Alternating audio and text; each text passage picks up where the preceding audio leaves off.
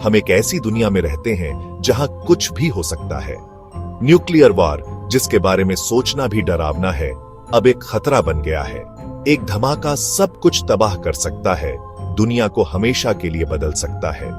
इस खतरे को नजरअंदाज करने से यह खत्म नहीं होगा। हमें तैयार रहना होगा। जानकारी ही ताकत है। न्यूक्लियर हमले में क्या करना है, यह जानना जिंदगी और मौत का फर्क ला सकता है। यह आपको डराने के लिए नहीं है, यह आपको जिंदा रहने के तरीके बताने के लिए है। याद रखें, इंसान का हौसला बहुत बड़ा होता है। मुसीबत में भी उम्मीद हमेशा रहती है। अननोन रिसर्च 247 को सब्सक्राइब करो और इस रहस्य को सुलझाने में हमारा साथ दो। न्यूक्लियर धमाके की रोशनी पहला इशारा होगी। देखने के लिए मत रुकना। हर सेकंड कीमती है। अगर आप बाहर हैं तो तुरंत किसी चीज के पीछे छुप जाए।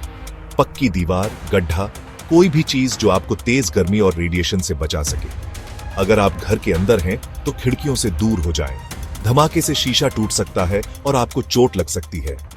बेसमेंट या अंदर वाले कमरे में छुप जाएं। पहला धमाका तो बस शुरुआत है। उसके बाद रेडियो एक्टिव फॉलआउट होगा जो हवा, पानी और खाने को खराब कर देगा। एक अच्छा सर्वाइवल किट न्यूक्लियर हमले में आपका सबसे अच्छा दोस्त है। जरूरी सामान इकट्ठा करें और उन्हें एक मजबूत, पानी से बचाने वाले डिब्बे में रखें। पानी सबसे जरूरी है।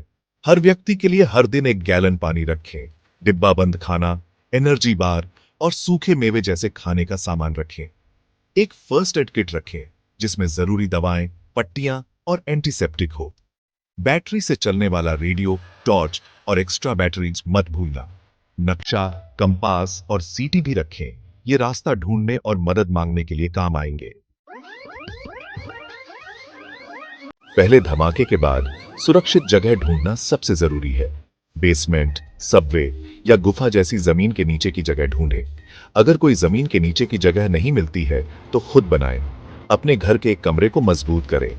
बाहरी दीवारों के सहारे भारी फर्नीचर रखें। रेडियो एक्टिव फॉलआउट को अंदर आने से रोकने के लिए सभी दरारों और खुलने वाली जगहों को डक्ट टेप, प्लास्टिक शीट या गीले कपड़े से बंद कर दें। सबसे अच्छी जगह वो होती है जो रेडिएशन और मौसम दोनों से बचाए। भाग 5। जिंदा रहने के लिए जरूरी चीजें, पानी, खाना और दवाई।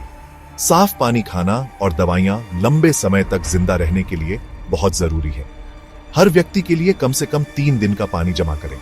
अगर आपका जमा किया हुआ पानी खत्म हो जाए तो आप बारिश का पानी जमा कर सकते हैं, उसे उबालकर साफ कर सकते हैं या पानी के फिल्टर का इस्तेमाल कर सकते हैं।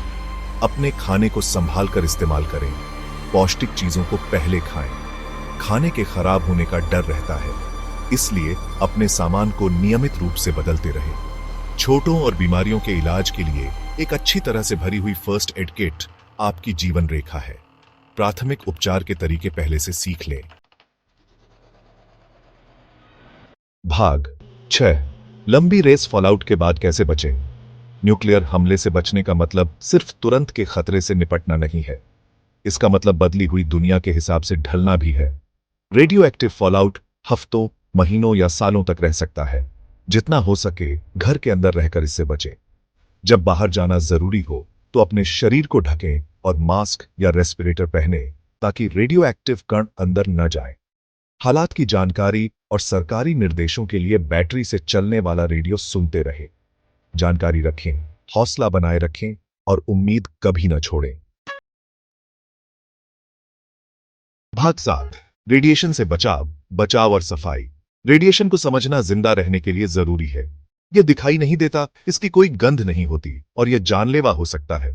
धमाके के बाद शुरुआती कुछ दिनों में खास तौर पर घर के अंदर रहकर इससे बचें। अगर बाहर जाना जरूरी हो तो खुद को पूरी तरह से ढक लें। टोपी, दस्ताने और मास्क या रेस्पिरेटर पहने। सफाई बहुत जरूरी है।